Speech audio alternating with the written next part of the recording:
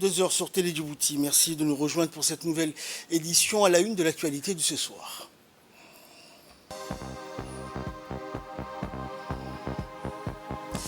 Une cérémonie de remise de diplôme des bacs décentralisés a été organisée dans les régions de l'intérieur. L'Afrique produira, selon les dernières informations, 9% de l'offre mondiale des terres rares d'ici 2029. Voilà pour les titres, bonsoir à tous. Le président de la République, Ismaël Omar Guelleh, a, à l'occasion de la fête nationale française, souhaité succès et réussite à son homologue Emmanuel Macron, ainsi que davantage de bien-être, de progrès et de prospérité au peuple ami français. Le peuple et le gouvernement de Djibouti se joignent à moi pour manifester leur sympathie à la nation française, a écrit le chef de l'État dans le télégramme de félicitations adressé à M. Macron. La France est d'autant plus légitime de célébrer dans la liesse son anniversaire national que la fête du 14 juillet symbolise le triomphe des valeurs universelles sur l'obscurantisme, a dans le même document noté le président Guelleh, se réjouissant des liens privilégiés tissés par le fil de l'histoire, de la culture et de la langue que notre pays a en partage avec la France. Nos deux nations accroissent l'œuvre de leur proximité singulière à travers le traité stratégique qui les lie dans le domaine militaire et de la défense, a également fait observer le président Ismaël Omar Guelleh, réitérant ses chaleureuses félicitations au président Macron et à l'ensemble du peuple ami français. L'aéroport international de Djibouti a été hier le théâtre d'un événement historique qui ouvre la voie à une coopération fructueuse entre la République de Djibouti et la République arabe d'Égypte, notamment dans le domaine de l'aviation civile. Et comme vous avez pu le suivre dans le bulletin radio et télévisé de la journée d'hier, le premier vol direct d'Egypte Air en provenance du Caire a atterri à l'aéroport international de Djibouti, transportant une délégation égyptienne de haut niveau, conduite par les ministres des Affaires étrangères et de l'aviation civile de la République d'Égypte. La délégation égyptienne a été accueillie par les ministres djiboutiens des Affaires étrangères, des infrastructures, ainsi que par plusieurs hauts responsables de l'aviation civile, de la Chambre de commerce et des ambassadeurs des deux pays. Selon le ministre des Infrastructures et des Équipements djiboutiens, les vols directs entre les aéroports du Caire et Djibouti-Ville contribueront à accroître les investissements et les flux financiers entre les deux pays en raison des relations amicales et solides qui les unissent. Et lors d'une conférence de presse organisée à l'issue de cette cérémonie, le ministre des Affaires étrangères de la République arabe d'Égypte, Dr Abdel Hati, a affirmé que le choix de Djibouti, de la Somalie et des pays de la Corne de l'Afrique en général pour sa première visite officielle à l'étranger reflétait la priorité accordée à ces nations, en particulier la République de Djibouti dans la politique étrangère de l'Égypte. Ce dernier a salué les relations exceptionnelles entre Djibouti et l'Égypte qui remontent à l'indépendance de notre pays. Il a souligné la ferme volonté de renforcer et de développer ces relations afin de répondre aux aspirations des deux peuples frères.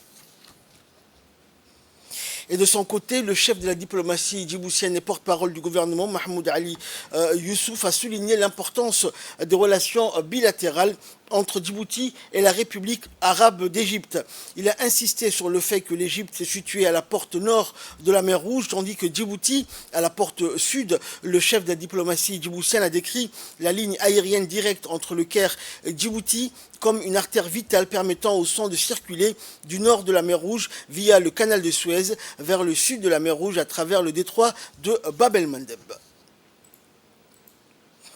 Sous le parrainage du ministre de l'Énergie, Yonis Ali Ghedi, a eu lieu hier à Tokyo, dans la capitale japonaise, une cérémonie de signature d'un important procès-verbal d'entente entre l'Agence japonaise de coopération internationale et l'Office djiboutien de développement de l'énergie géothermique sur le projet de forage de puits d'essai pour le développement géothermique à Fiale, au lac Assal. En effet, ce document paraphé par le directeur général du département de gestion des infrastructures et le docteur Rayad Moussa, directeur général de l'ODEG, prévoit le déplacement du projet d'exploration de la ressource géothermique de Halle, financé par l'AJICA, vers le site de Fiale, du fait des possibilités d'obtention des résultats plus concluants, la réalisation de nouvelles activités de forage de puits sur ce site en fonction des disponibilités financières et l'établissement d'un calendrier clair et précis pour parvenir aux résultats escomptés de production de l'énergie électrique de sources géothermiques académique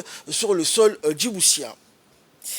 C'est dans une ambiance festive et bon enfant que la cérémonie de remise du baccalauréat session 2024 s'est déroulée dans la ville de l'Unité ce week-end. La cérémonie a été ponctuée par des chants, danses traditionnelles, messages de félicitations ainsi que lecture de messages posthumes à feu Awad Sikiye Diriye, lu par l'inspecteur régional de l'éducation de la région de Dikil. Tout au long de la cérémonie, les heureux bacheliers ont eu plein les oreilles des congratulations amplement méritées ainsi que des messages d'encouragement émanant des personnalités d'horizons divers, les incitant à poursuivre sur cet élan, être audacieux, à se surpasser, à cultiver l'excellence tout au long de leur cursus universitaire.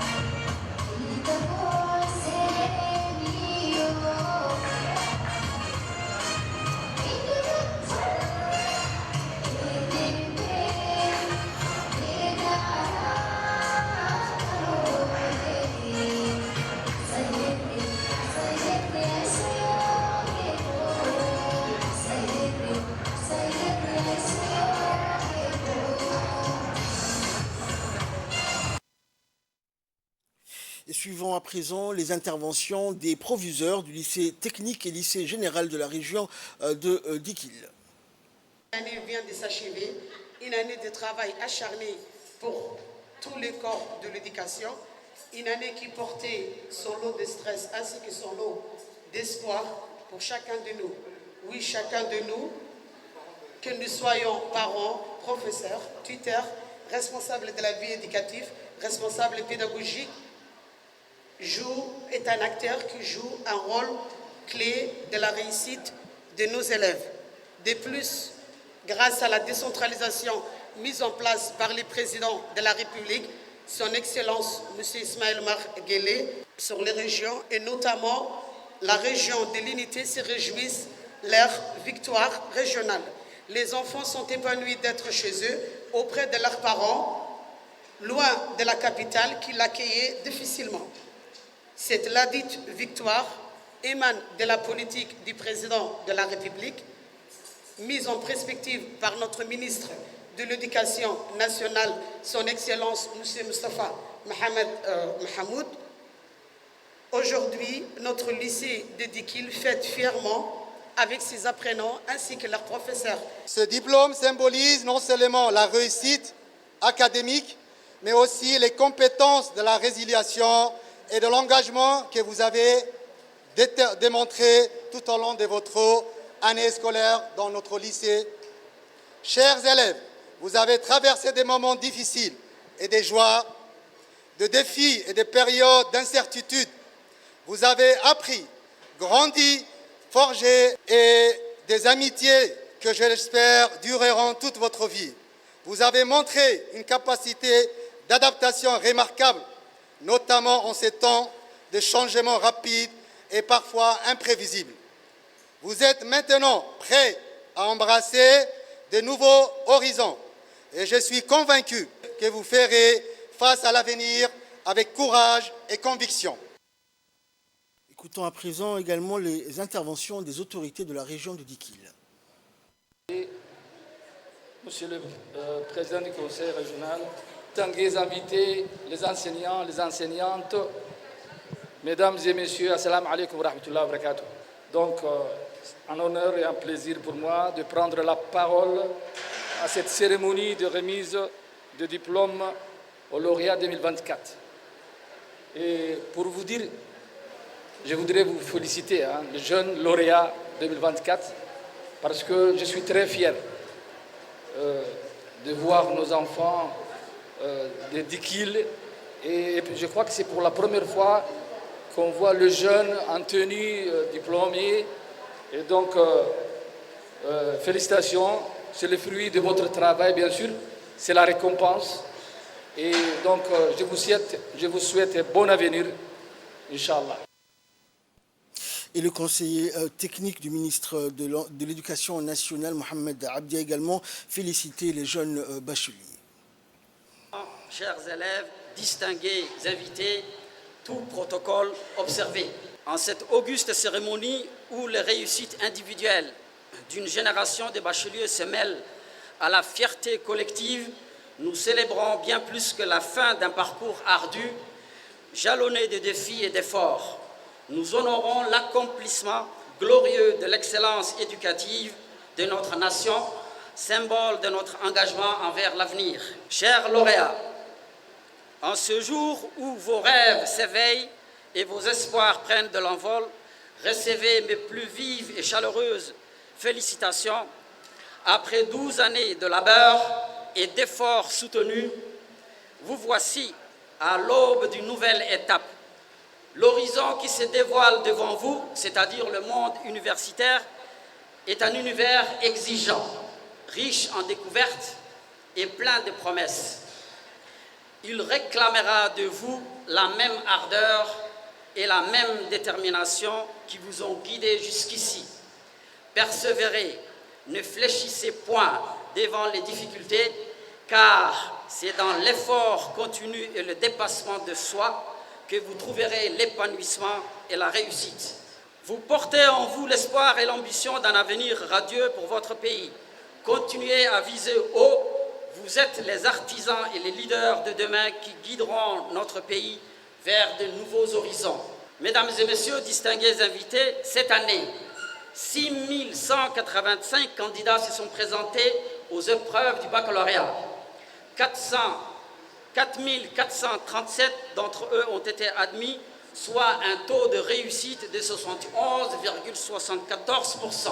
Ce résultat fort satisfaisant est à mettre au crédit d'énormes efforts consentis tant dans l'amélioration continue des pratiques pédagogiques et que de la formation et de suivi encadrement des enseignants sur le terrain, de la culture d'évaluation instaurée sur la base de la gestion axée sur le résultat, d'une nouvelle dynamique de travail forte et engagée insufflée dans les enseignements-apprentissages, d'un bon esprit d'équipe et de collaboration intelligente entre les acteurs de l'éducation nationale et enfin de l'émulation qui règne dans nos établissements scolaires depuis l'institution des grands concours scolaires.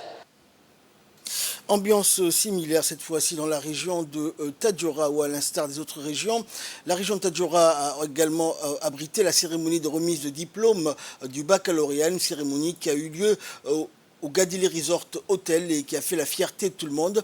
Cérémonie qui a été présidée par la représentante du ministre de l'Éducation nationale, Nasr Omar Hassan, conseillère technique du ministre.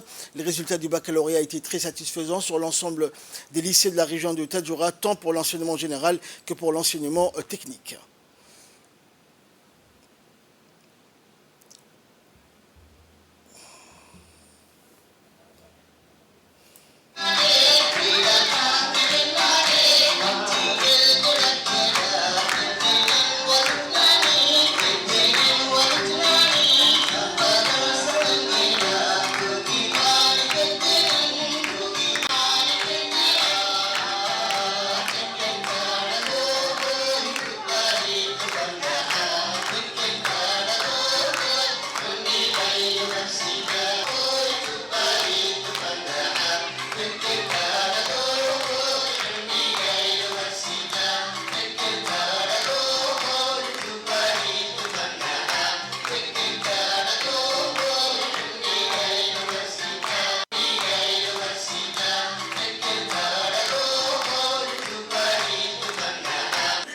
Dans le premier temps, la préfecture et le conseil régional n'ayant aménagé aucun effort pour que la décentralisation de ce baccalauréat soit un succès et ayant mis à pied d'œuvre tous les services déconcentrés, y compris le militaire, la police, la gendarmerie, pour pouvoir réunir les conditions optimales est indispensable à la décentralisation de cet examen de fin de scolarité secondaire. Je vous propose aussi de suivre les interventions du président du conseil régional et du préfet de la région de Tadjoura. Encore battu le record. Une fierté d'abord, cher lauréat, pour vous. La région a besoin d'une jeunesse. D'abord, une jeunesse qui étudie. Après, une jeunesse qui devient responsable. C'est ce qu'on attend, en tant que responsable de région, et aussi c'est ce que attendent vos parents. Moi, je vous exhorte, chers lauréats de Tadjoura aujourd'hui, projetez-vous, votre prochaine vision doit être au-delà de Djibouti. Inch'Allah, je pense que le bon Dieu vous accordera la suite et que vous allez exceller dans ce domaine et rendre fier Tadjoura et sa population. Merci beaucoup. Le bac étant l'épine dorsale du cursus universitaire, il est indispensable à ce qu'on puisse franchir cette étape. Votre succès est le fruit de votre travail acharné, de votre persévérance et de votre détermination. Vous avez franchi une étape cruciale de votre parcours éducatif. Et je suis convaincu que vous poursuivrez avec la même ardeur dans les prochaines étapes de votre vie. Vous aurez ici à Tadjoura au premier tour et de 71%. Au total, 287 élèves ont passé et 204 ont été admis. Au bac professionnel, c'est-à-dire le CAP et le BTS, le taux de réussite était de 81,9%. Ont également intervenu lors de cette importante cérémonie au Gadilé Resort Hotel les conseillers techniques du ministre de l'Éducation nationale et du ministre délégué à la décentralisation. 6 185 candidats se sont présentés aux épreuves du baccalauréat. 4 437 d'entre eux ont été admis, soit un taux de réussite de 71,74%.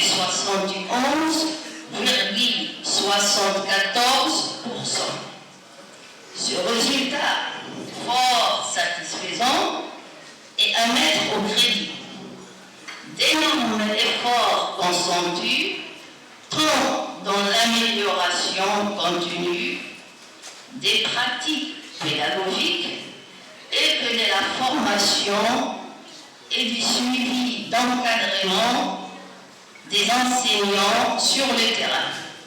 Cette année encore, le taux de réussite au baccalauréat est de 100%, avec 98% des mentions très bien. Les taux de réussite de la région de Tadjoura sont très encourageantes. Ces jours marquent l'aboutissement d'une année de travail acharné, de sacrifice et de dévouement. Vous avez relevé les défis et vous êtes aujourd'hui prêts à franchir une nouvelle étape dans votre vie. Je profite de cette occasion pour vous transmettre les vives félicitations du ministre délégué chargé de la décentralisation, son Excellence M. Tassim Haroun Ali. Et je salue encore une fois l'engagement incommensurable de vos enseignants et de vos parents qui ont œuvré en faveur de votre réussite.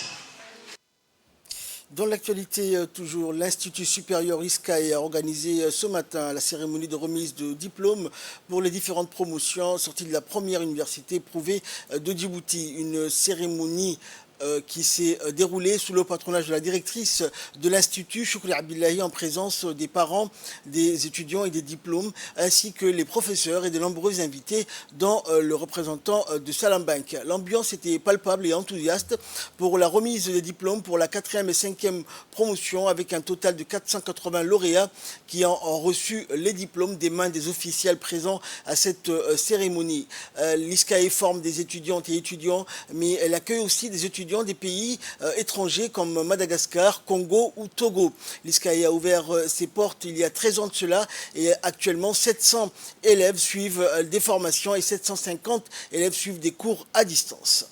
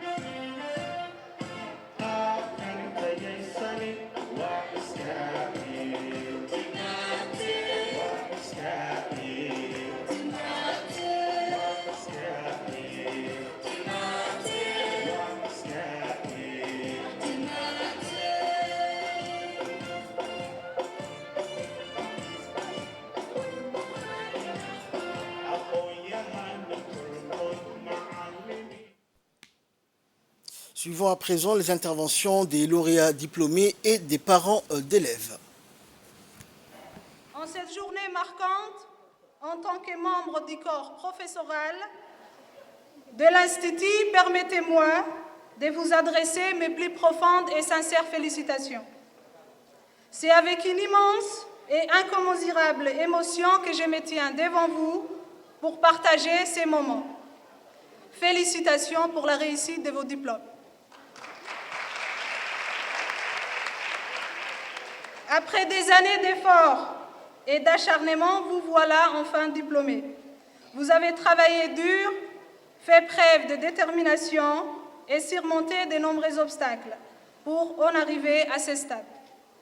Vos efforts, votre persévérance et votre passion pour l'apprentissage ont porté leurs fruits.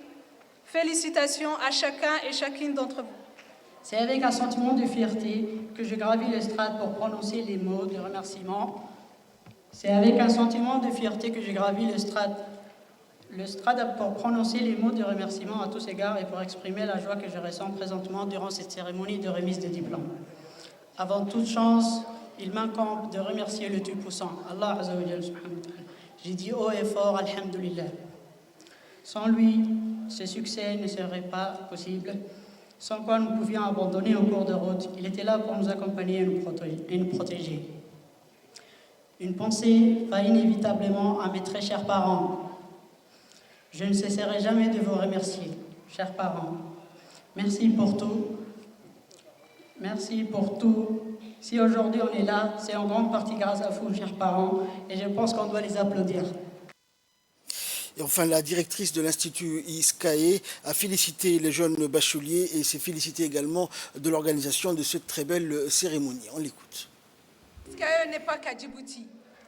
Nous avons des étudiants qui nous viennent de l'étranger, présents dans cette salle. Madagascar, Ranziba et Tonjona. Nous avons des personnes qui sont absentes du Congo et du Togo. Aujourd'hui, les Djiboutiens peuvent faire mieux, beaucoup mieux que ce que nous avons pu réaliser. Nous gérons plus de 700 étudiants en présentiel, 750 à distance et plus de 300 personnes, formations certifiantes, des professionnels. Donc vous pouvez vraiment applaudir cette équipe. ISCAE a fait du chemin, oui. Aujourd'hui, nous fêtons la 13e année et elle a été créée pour les Djiboutiens, dans les pays des Djiboutiens et pour notre pays. Et aujourd'hui, c'est une fierté pour nous que beaucoup d'autres instituts commencent à ouvrir dans ce pays grâce à l'ISCAE. Vraiment, c'est une fierté. Et ça, grâce à vous, parents, chers parents. Chers parents, c'est grâce à vous que nous sommes arrivés à ce stade-là, aujourd'hui, là où nous sommes. Et je sais, chers étudiants, ne vous dites pas que vous allez aller au Canada ou en France pour que demain vous reveniez réussir dans votre pays. Mais vous allez être formés dans ce pays et réussir dans ce pays. Ça a été votre charte. La charte que vous avez citée ici est très importante. Gardez-la sous vos yeux. Donc, je suis votre professeur de développement personnel dont tout étudiant dans cette salle. Et je vous le répète, cette charte doit être portée dans votre cœur, chers étudiants. Et dans le dossier de cette édition, nous allons parler énergie propre et renouvelable, renouvelable à souhait. Nous allons parler de l'énergie éolienne. Regardez, c'est un document de la rédaction.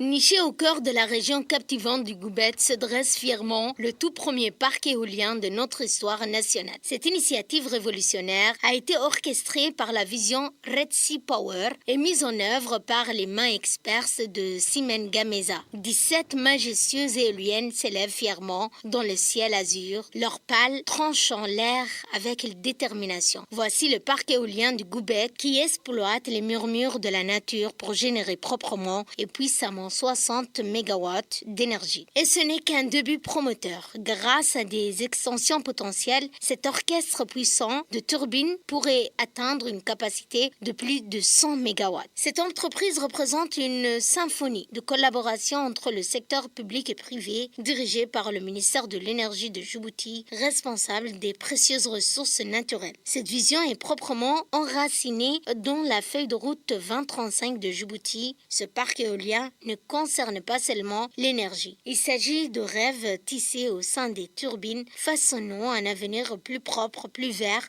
pour la génération à venir. La première partie de la vision 2035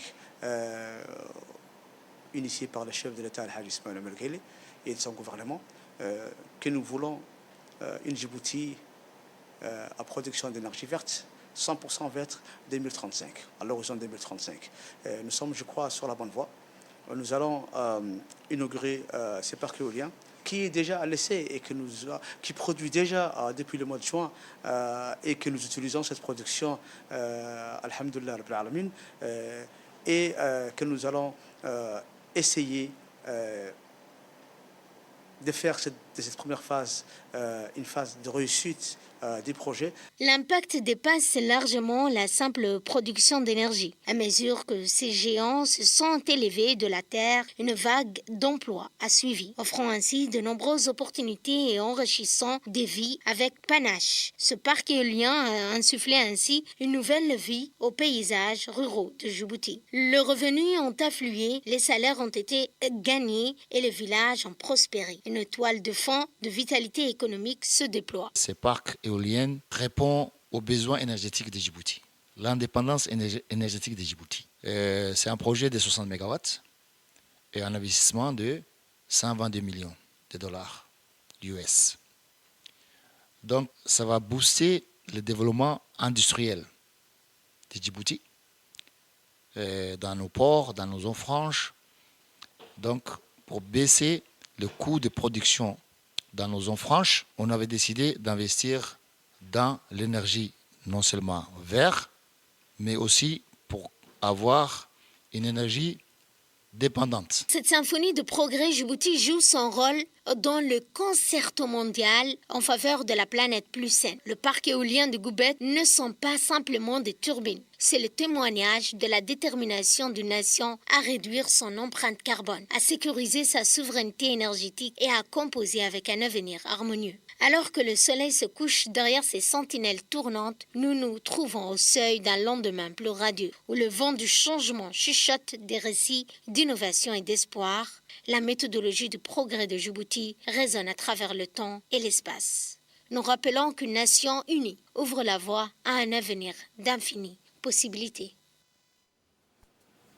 En sport, à présent, la Fédération djiboutienne de pétanque a organisé plusieurs tournois ou compétitions à l'occasion donc des activités estivales organisées chaque année en période de vacances. La Fédération travaille donc en étroite collaboration avec le secrétariat d'État au sport et organise un peu partout dans la capitale et des régions de l'intérieur ces compétitions, ce concours de boules entre adeptes de pétanque.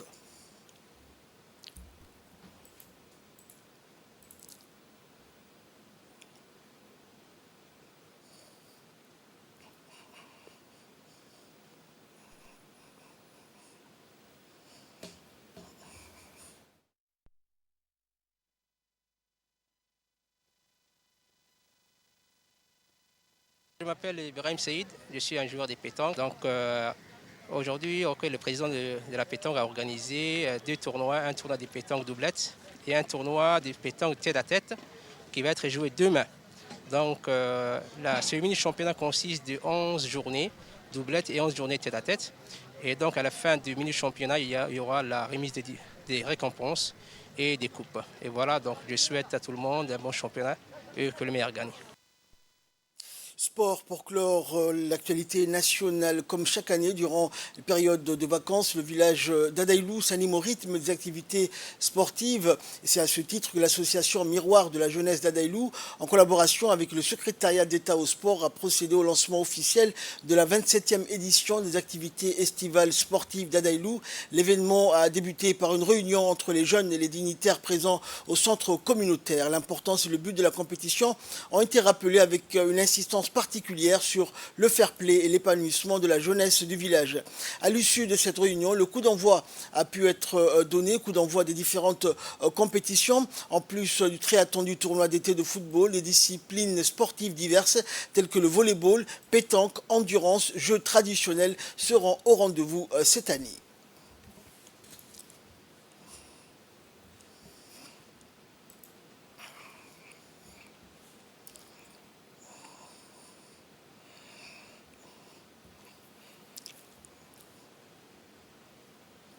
En Nouvelle du Monde, à présent, environ 60 corps ont été retrouvés dans deux quartiers de la ville de Gaza. C'est ce qu'a indiqué la défense civile palestinienne, affirmant que l'armée israélienne s'est retirée de ces zones dans le nord du territoire palestinien. L'armée israélienne n'a pas confirmé s'être retirée de ces quartiers de Gazaville.